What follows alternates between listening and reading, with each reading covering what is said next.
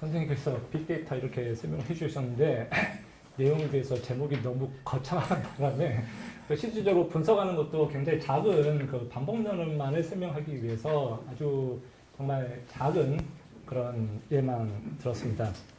그리고 발표하기 전에 사전 양해 말씀을 드리면요.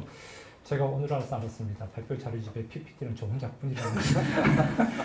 전부 다 글로 써주셨는데 저만 PPT로 해서 네. 아마 코퍼스 아까 이제 윤혜 선생님께서 이제 말뭉치라고 하셨는데 이 코퍼스라는 개념 자체는 아마 여러분들이 잘 아실 거예요. 오늘 그 불어불문학회 그 주제도 젊은 청년에게 말한다 했는데 다른 말로 해서 청년에게 말하는 게 아니라 청년의 말을 연구하기 위해서는 어떻게 해야 될까? 이렇게 생각을 하면 아무래도 지금 현재 쓰고 있는 사람들의 청년들의 어떤 말을 실질적으로 관찰을 하고 그 관찰을 통해 가지고 거기서 어떤 규칙성이라든지 어떤 일반 원리를 찾아내야 되는 것이 이제 아마 그렇게 될 겁니다. 그러니까 아마 기존의 언어 이론을 가지고 설명할 수 없는 뭐 예를 들면 요새 학생들 보면은 막 줄임말도 많이 쓰고 막 그러죠. 그러니까 그게 어떻게 보면 그 전통적인 우리나라 국어 문법에는 맞지는 않지만 실제로 학생들이 그다음에 이제 젊은 사람들이 사용을 하고 있기 때문에 어떻게 보면은 우리 한국말에 그 이미 배어있는 앞으로는 어떻게 달라질지는 잘 모르겠지만 배어있는 그런 하나의 언어 현상이라고 볼 수 있습니다. 예전에 이런 게 있었죠. 짜장이냐 자장이냐. 네, 그런 게 있었죠. 그러면 물론 지금은 짜장도 가능하고 자장도 가능하지만 그럼 어떤 게 맞느냐. 이건 결국에는 현재 사람들이 어떤 단어를 어떤 어휘를 더 많이 쓰느냐. 일단 관찰을 통해서 그래서 좀 더 많이 사용을 하는 쪽의 표현을 이제 어떻게 보면은 하나의 한국어로서 인정을 해줘야 되는 그렇게 볼 수가 있는데 그런 걸 하기 위해서 바로 필요한 것이 이제 코퍼스 기반 연구라고 할 수 있죠. 아마 이 코퍼스의 개념에 대해서는 여러분들이 잘 아실 텐데요. 그래서 어떤 이론에서 출발한 것이 아니라 이 코퍼스 연구는 현상에서 출발해서 거기서 어떤 규칙성을 발견하고 그래서 그걸 다시 이론화시키고 아니면 기존 이론이 가지고 있는 어떠한 그 개념들을 현상의 어떤 직접적인 관찰을 통해서 다시 그 문제점을 재발견하고 수정하는 그런 방식의 이제 연구 방식이 이제 코퍼스 기반 연구 방식이라고 할 수 있는데 어떻게 보면 이러한 연구 전통을 보면은 프랑스 쪽에 유럽 쪽에 어떤 문화학 연구에 좀 더 가깝다고 할 수 있고 오히려 미국 쪽은 뭐 생성 문법이라든지 이런 쪽에 보면은 어떤 그 현상 관찰보다는 어떤 모델을 먼저 설정을 하고 그 다음에 이야기를 이제 전개시키기 때문에 프랑스 유럽 쪽이 더 가깝지 않을까 싶지만은 실질적으로 가장 최초의 코퍼스는 영국에서 먼저 만들어지고 그 다음에 지금 대다수의 연구들은 영국이라든지 그 다음에 미국에서 이제 주로 많이 이제 활용을 하고 있죠. 그게 이제 지금 현재 우리나라로 이제 들어와 가지고 우리나라는 프랑스나 비롯한 그 유럽 학제의 어떤 그 학제보다는 그 한국어하고 영어를 중심으로 한 연구가 이제 주로 이루어진다고 볼 수 있습니다.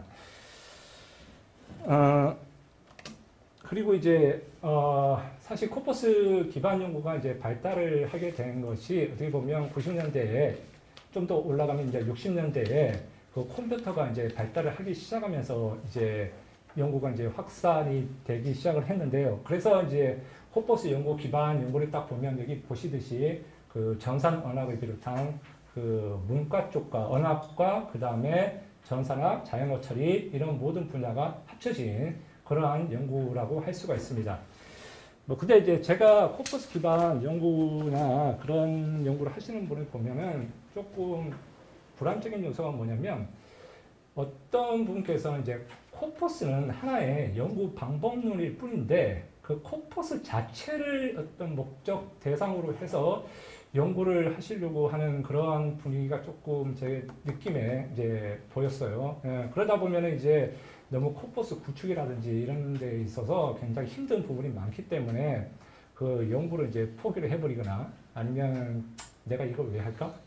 저도 그런 거를 많이 느꼈습니다. 제가 실제로 이제 경력 코퍼스 구축하면서 얼마 되지도 않은 그런 양임에도 불구하고 구축하는데 1년 이상 걸렸기 때문에 하다가 지금 생각하면 내가 왜 이런 연구를 하고 있는지 그런 후회도 가끔 들긴 합니다. 그러니까 연구 자체에 대한 후회보다는 코퍼스를 이제 처리하기 위한, 구축하기 위한 그 선 작업이 이제 굉장히 힘들기 때문에 그래서 이제 이렇게 이제 인문학과 전산학이 이제 합쳐진 그런 분야라고 할 수 있는데 좀 전에 이제 윤혜 선생님께서 그 자동 번역에 대해서 이제 말씀을 해 주셨는데 그러니까 코퍼스 기반을 해가지고 이제 나갈 때 보통 그 자동 번역 분야에서 코퍼스하고 연관을 시키면은 규칙 기반이 아니라 이제 통계 기반 자동 번역 개발하면 그때부터는 이제 코퍼스가 이제 개입이 된다고 이제 생각을 하시면 될 것 같습니다.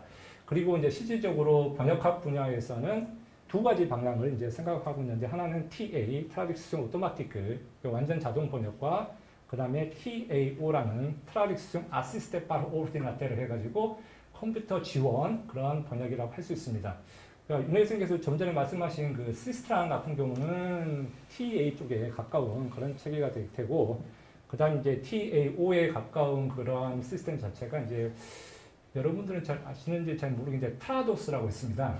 그래서 번역 실무자들이 이제 트라도스라는 이제 번역 기계를 통해 가지고 일단 그 번역 대상이 되는 원문을 이제 집어넣고 거기에 한 60-70% 정도 이제 트라도스가 번역을 해주면서 그때는 이제는 그 번역 트라도스가 완전 자동 번역을 하는 게 아니라 그 몇 가지 가능성이 있는 예들을 그 번역가한테 이제 제시를 해주고 그 번역가가 거기서 가장 적절한 그런 표현을 이제 선택을 해서 이제 최종적인 이제 번역을 완성해 나가는 그런 시스템인데 그게 바로 이제 TAO라고 부르는 그런 시스템이라고 이제 생각하시면 됩니다. 그 아까 말씀드렸다시피 이제 코퍼스라는 게 어떻게 보면은 그 경험 그 다음에 사례 관찰에서 이제 출발을 하기 때문에 그 번역학 같은 경우도 이제 어떻게 보면은 그 뭐 언어학 자체도 그 경험적인 연구라고 할 수 있는데 그 언어학 자체보다는 이제 번역학 연구가 순수한 어떤 이론이라든지 어떤 철학적인 연구가 아니라면 대다수의 연구들이 이제 주로 여러분들이 잘 아시다시피 그 뭐 사례 연구라든지 뭐 오류 분석 이런 것들이 이제 많이 이루어지기 때문에 어떻게 보면 번역학이라는 것이 경험적인 연구에 이제 가깝다고 할 수 있고 그래서 번역학에서 이 코퍼스를 이용한 그런 연구를 아주 빨리 이제 받아들이게 됐다고 할 수가 있습니다.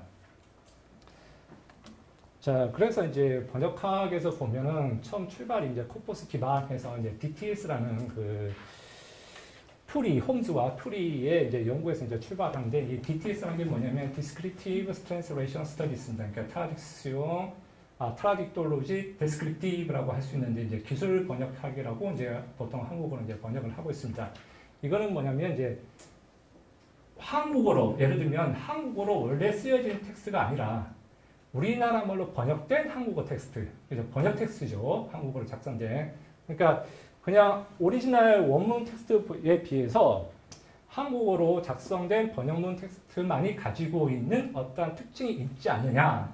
이러한 생각을 가지면서 이제 그러한 특징을 관찰하기 위해서, 알기 위해서는 이제 실제로 코퍼스를 기반으로 해서 자료들을 관찰을 해야 된다. 해서 이 사람들이 이런 걸 관찰을 해보니까 그 오리지널 텍스트가 아니라 번역 텍스트를 관찰해보면 예를 들면 명시화라든지 그 다음에 단순화라든지 그 다음에 규범화 이런 현상이 일어나더라 라고 이제 생각을 한 겁니다. 그러니까 번역 텍스트에서 뭔가 모호한 표현이 있으면 원문에서 모호한 표현이 있으면 그게 이제 번역 과정에서 번역가가 명시적으로 표현하는 다시 바꿔주는 그런 현상들이 이제 나타나고 그 다음에 뭔가 복잡한 그러한 이제 원문의 이제 구조가 있으면은 그 도착어, 그러니까 번역어의 어떤 문법에 맞게 새롭게 다시 이제 좀 더 선명하게 번역을 해준다든가, 그 다음에 이러한 현상들을 이제 실제 코퍼스를 가지고 관찰을 이제 할 수가 있었다는 거죠. 그러니까.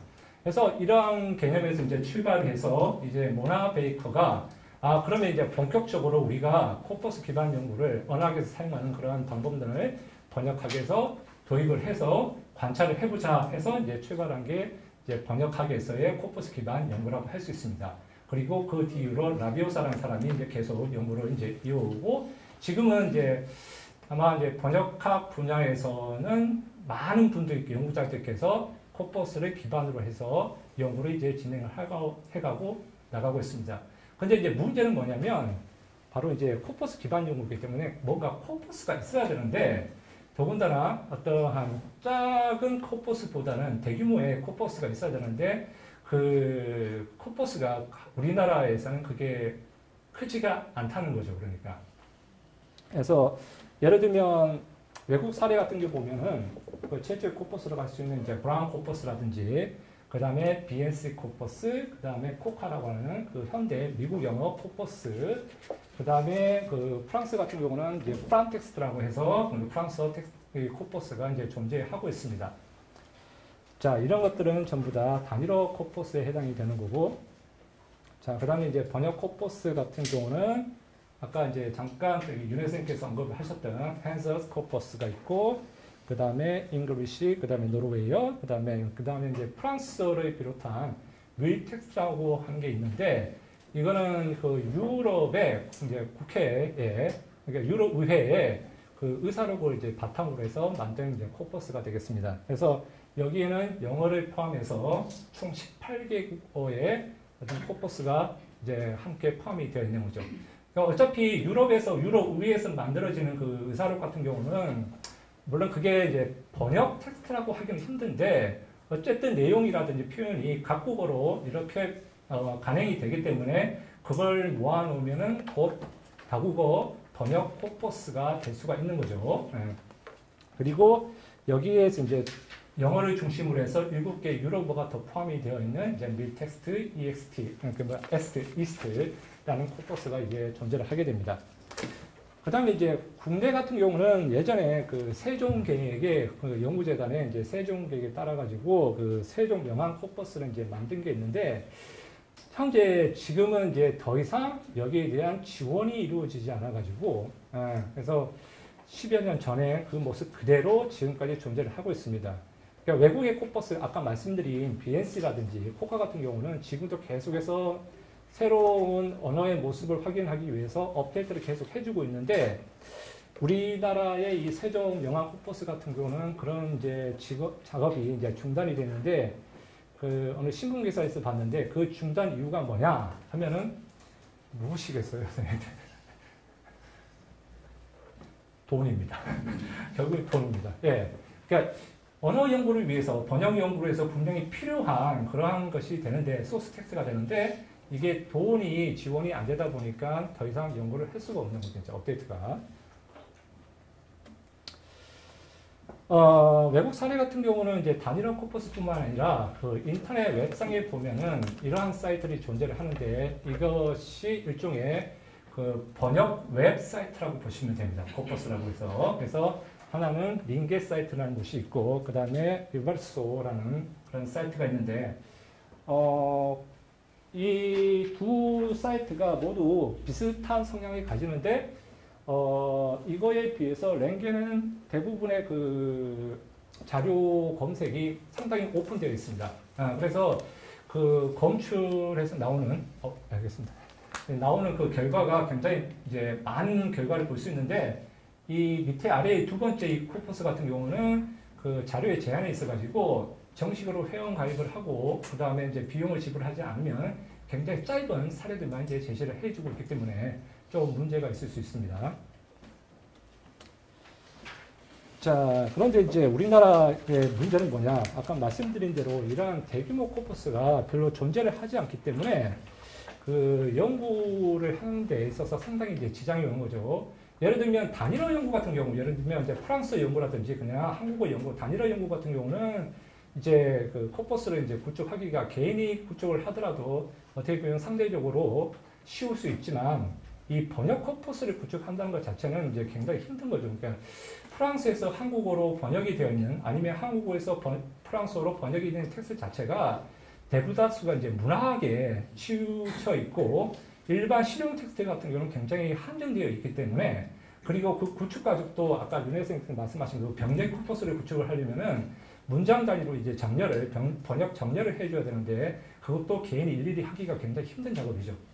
그래서 아마 그 대규모 코퍼스라고 할 수 있는 병적 코퍼스라고 할 수 있는 그런 자료도 부족하기 때문에 상당히 이제 애로사항이 있다고 이제 볼 수가 있습니다. 자, 그러면 이제 코퍼스 연구할 때 이런 문제가 많이 나옵니다. 코퍼스가 어느 정도 커야 되느냐? 코퍼스가. 그래서 예를 들면 아까 말씀드린 BNC 코퍼스 같은 경우는 그 포함된 어절수가 1억 어절입니다. 그리고 아까 코카 말씀드렸죠. 현대 미국 영어. 그 같은 경우는 5어절이 포함되어 있습니다. 그러니까 이 어절이라는 건 여기는 그 코퍼스에 포함되어 있는 단어수라고 생각하시면 됩니다.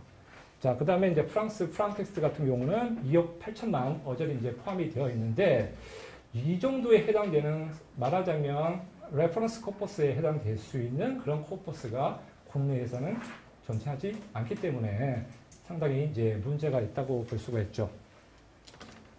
물론 이제 개인이 코퍼스를 구축을 할 수가 있는데 이걸 이제 보통 DIY 코퍼스라고 그러는데 지금 제가 말씀드린 게 아니라 제가 말한 게 아니라 루크라는 사람이 이제 언급을 하고 많이 통용되는 그런 표현입니다. 그래서 가정에서 혼자 연구자가 개인 연구를 위해서 만들어낸 그런 코퍼스인데 그러니까 개인이 이제 코퍼스를 구축하는 데는 이제 한계가 있는 거죠. 그러니까 굉장히 많은 시간도 필요하고 그 다음에 어떻게 코퍼스를 구축해야 될지 그런 것이 이제 알기가 지금 힘들기 때문에 그래서 이제 이러한 대규모의 레퍼런스 코퍼스가 이제 필요한데 그런 부분이 이제 우리나라 한국 상황에서 이제 한계가 있죠. 더 이상 경고를 받지 않도록 빨리빨리 진행을 하도록 하겠습니다. 자, 그리고 이제 보통 보면은 4차 산업이 이제 요새 많이 언급이 되고 있는데 4차 산업이 뭐 여러 가지 뭐 정의가 있지만 가장 큰 특징은 이제 인공지능하고 이제 빅데이터라고 할 수 있습니다. 그래서 빅데이터란 거는 이것도 역시 아까 윤 선생님께서 잠깐 언급을 하셨죠. 그래서 대용량 규모의 그러한 이제 그 자료가 되는데 여기 자료에는 단순히 만약 언어 이 코퍼스에만 한정을 진다면은 여기에는 그 글자만 들어가는 게 아니라 텍스트만 들어가는 게 아니라 음성이라든지 그 다음에 뭐 영상이라든지 이러한 작업들이 모두 이러한 자료들이 모두 포함된 그러한 것을 이제 빅데이터라고 할 수가 있죠. 여기 이제 손현정 선생님께서 아마 다면 코퍼스, 그러니까 그것도 일종의 빅데이터라고 할 수 있는데 이제 이런 것들은 이제 구축하는 게 이제 힘들죠, 그러니까. 그래서 이런 것들을 통하면은 정말 다면적인 그러한 다양한 연구가 가능한데 그 구글도 마찬가지입니다. 그 구글도 지금 현재 보면은 그냥 여러분들이 구글 트랜스레이션만 생각하시는데 유튜브까지 다 생각을 하셔야 됩니다.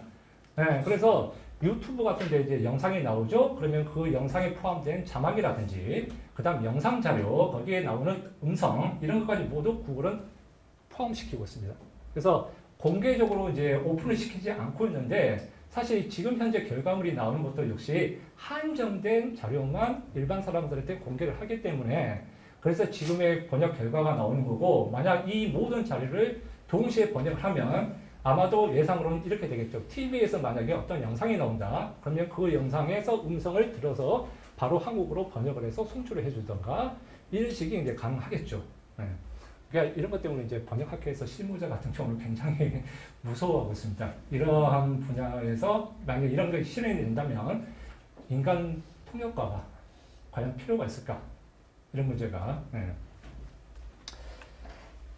자, 어쨌든 이제 조금 더 구체적인 이제 분석을 들어가면 이렇게 되겠죠. 자, 그래서 이제 빅데이터 코퍼스가 왜 필요하느냐?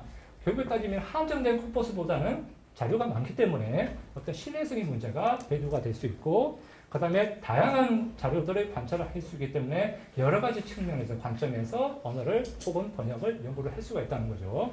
그리고 그 다음에 어떤 번역 현상이 있는데 이러한 번역이 옳으냐 아니냐 여기에 대한 어떤 검증 작업도 역시 자료가 많다 보니까 훨씬 더 세밀하고 그 다음에 체계적인 그러한 검증이 가능하겠죠.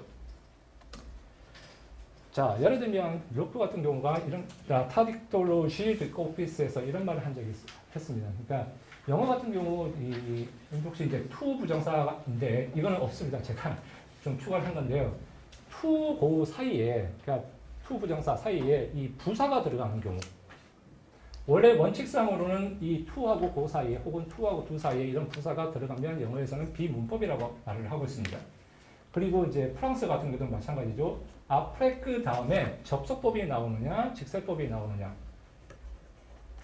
일반적인 관점에서는 이제 직설법이 나와야 되는데 이 대용량 코퍼스 이 사람 이제 코카 코퍼스 갖고 이제 검색을 해봤는데 프란텍스트하고 실제로 검색을 해보니까 상당히 많은 부분 사례들이 나온다는 거죠. 접속법이 나오는 경우. 자 그래서 이랬을 때 실제로 많은 사례들이 나왔을 때 이러한 부분을 어떻게 처리할 건가 이런 문제가 생기는 거죠. 그리고 이렇게 접속법을 쓴 사용자가 일반 개인이 아니라 굉장히 유명한 작가라고 말하고 있습니다. 그럼 그랬을 경우 어떻게 한다 이거예요. 그러니까 이런 것들이 있기 때문에 이제 코퍼스를 관찰하다 보면 새로운 그러니까 전통 기존의 어떤 이론에서 탈피된 비문법적인 현상이 있고 그런 현상이 굉장히 많이 사용이 되면은 이것도 역시 일반화를 시켜줘야 되지 않느냐 이런 문제가 생기는 거죠. 자 그래서 이제 한 사례로 이제 번역 사례로 제가 관찰한 게 뭐냐면 정말 간단합니다. 어린 왕자를 이제 관찰을 해봤습니다. 어린 왕자 테스트에서 여러분들이 뿌띠 프랑스 하면 보통 어떻게 번역이 되고 있습니까? 그냥 어린 왕자 이렇게 하죠. 자 그러면 제가 질문을 던지겠어요. 그러면 프랑스에서 뿌띠는 무조건 어린이냐? 이게 되는 거죠. 그러니까.